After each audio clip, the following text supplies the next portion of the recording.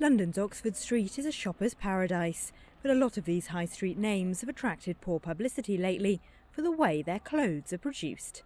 I think in the last year or so I've become more interested in where the clothes are manufactured and where they've come from.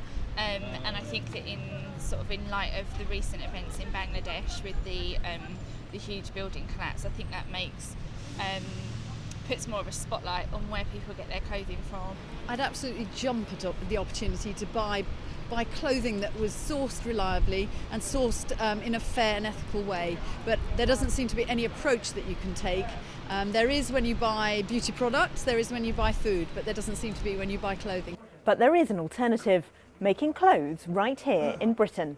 This small factory in North London has seen a growing demand from British designers who see a business advantage in manufacturing at home. They're responding to customer demand for higher quality and limited edition designs, as well as ethical concerns. They want to have local manufacturing, they want to have ease of communication, they also don't want to not producing in higher quantities and want lesser lead time, so they are moving their goods back into the UK. Andy Lindsay runs her own menswear label Cock and Bull and says traditional British craft techniques like Harris tweed attract customers around the world to her brand.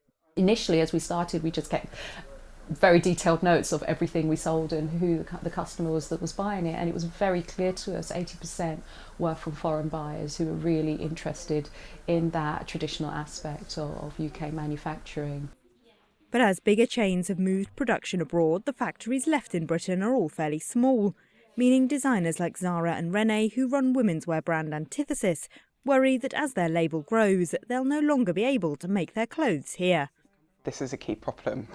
It's a very key problem, and it's not one that only we have. There are a lot of other brands that I speak to who are incredibly worried that as their brands grow, they could not manufacture in the UK.